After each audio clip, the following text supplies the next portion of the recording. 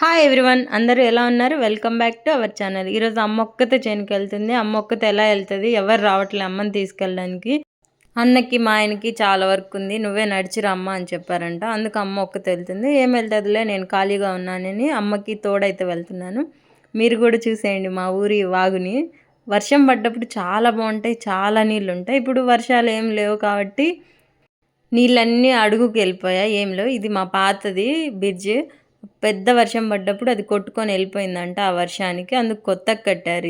ఇది కూడా వర్షం పడితే మునిగిపోద్ది, దీని నిండా కూడా నీళ్ళు వచ్చేస్తాయి. పెద్దోళ్ళందరికీ ఒక సెంటిమెంట్ ఉంటుంది, ఎక్కడ గుడి కనిపిస్తే చాలు అక్కడ ఆగిపోయి దేవుణ్ణి మొక్కేస్తారు.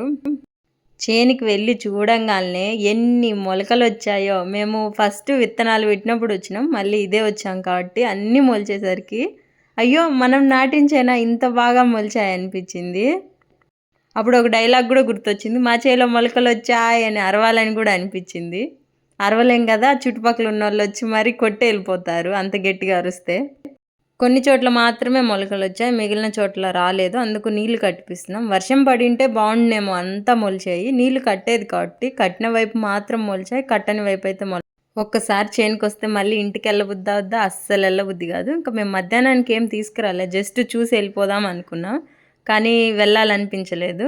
మళ్ళీ మాకు మధ్యాహ్నం కోసం అన్నం కావాలి కదా, మేమైతే ఇంటికా నుంచి తీసుకురాలేదు ఎలా అని అనుకుంటే మా ఆయన వెళ్ళి హోటల్కి వెళ్ళి బగారా రైస్, చికెన్ అయితే తీసుకొచ్చాడు.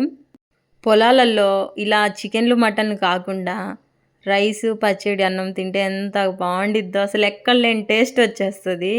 ఆ అన్నానికి కానీ ఆ పచ్చడికి కానీ అంత టేస్టీగా, కడుపు కూడా ఫుల్ఫిల్ అయిపోద్ది. ఒక్క ముద్ద తిన్నా కూడా అంత ప్రశాంతంగా తినొచ్చు, ఏ టెన్షన్స్ లేకుండా. పొలంలో అన్నం తినాలన్న అదృష్టం ఉండాలి అసలు. మేమందరం నలుగురు ఉన్నాం కాబట్టి 4 ప్యాకెట్లు తెచ్చాం, కానీ తినలేకపోయాం. 2 మాత్రమే తిన్నాం, 2 మళ్ళీ ఇంటికి తీసుకెళ్ళిపోయాం. ఎందుకో తినాలనిపించలేదు.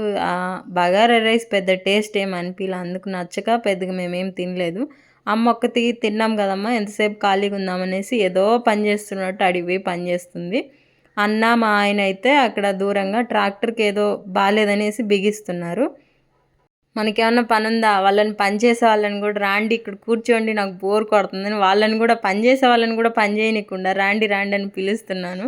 ఎవరొక్కళ్ళు మన టైం పాస్ అయితే చేయాలి కదా. నేను పిలవంగా మా ఆయన అయితే వచ్చి అన్నం తింటున్నాడు. అన్నం తిన్నంతసేపు మన నోరు అస్సలు ఖాళీగా ఉండదు కదా, వాగుడుకాయలాగా వాగుతూనే ఉంటాం. అంతలా మాట్లాడకపోతే ఏదైనా పని చేయొచ్చు కదా అని అంటాడు. నేను ఓనర్ని, నేను ఏ పని చేయను, మీరు వర్కర్స్ మీరే పని చేయాలని మా ఆయనతోటి అయితే చెబుతున్నాను. దానికి మా ఆయన నవ్వుతున్నాడు, నువ్వు ఓనర్వా, నీ మొహం చూస్తే ఓనర్ మొహం లాగే ఉందా అనేసి. అలాగే అంటుంటాడులేండి, జస్ట్ సరదాగా. నాకు ఏ పని చేత కాదనేసి మా ఆయన నా చేత ఏం పని చేపియాడు. జస్ట్ నేను చూడ్డానికి వచ్చాను కాబట్టి కూర్చున్నా, లేకుంటే అది కూడా వద్దు ఇంటి దగ్గరే ఉండొచ్చు కదా అని చెప్పాడు. నేనే ఇంటి దగ్గర ఖాళీగా ఏం చేస్తాను చూద్దామని అయితే వచ్చానని చెప్తున్నాను. మా పొలం మేమే దున్నుకుంటాం, అన్న కానీ మా ఆయన కానీ. ఈరోజు రేపు మళ్ళీ ఇంకా కొంచెం పొలం వేయాలనేసి మా అన్న ఈరోజు అంతా పొలం దున్నేస్తున్నాడు. మా హస్బెండ్ ఖాళీగా ఉండడం ఎందుకనేసి అందులో ఉన్న చెత్త అంతా వేరేసి కాల్ చేస్తున్నాడు. అలా కాల్ చేస్తే నీట్గా ఉండిద్ది చూడ్డానికి పొలం అనేసి అన్ని పనులు చేస్తున్నారు. మా అన్న కానీ హస్బెండ్ కానీ ఏ పని నామోషి లేకుండా అన్ని పనులు చేసుకుంటారు. ఇది మనం చెయ్యొచ్చా చేయకూడదని ఏం ఆలోచించరు. ప్రతి ఒక్క పని సెల్ఫ్గా చేసుకోవడానికే చూస్తారు.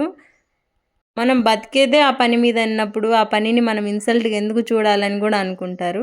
మేము ఇంటికి వెళ్ళేసరికి చాలా లేట్ అయింది, సూర్యాస్తమయం కూడా అయిపోతుంది. నేను ఒక అరటి చెట్టు చూపించాను కదా, అందులో ఒక అరటి గొల్ల మాగినట్టుందనేసి మా ఆయన అయితే కోసాడు, కానీ వేస్ట్, అస్సలు మాగల, చాలా పచ్చిగా ఉన్నాయి. వాటిని మాగేసుకోవడం ఎలా కూడా మాకు తెలియదు. మీకు కానీ తెలుసుంటే కామెంట్ బాక్స్లో కామెంట్ చేసి చెప్పండి. నా వీడియోస్ మీకు నచ్చినట్లయితే లైక్ చేయండి, షేర్ చేయండి, సబ్స్క్రైబ్ చేసుకోండి. Thank you for watching. మళ్ళీ కలుద్దాం మరో వీడియోలో.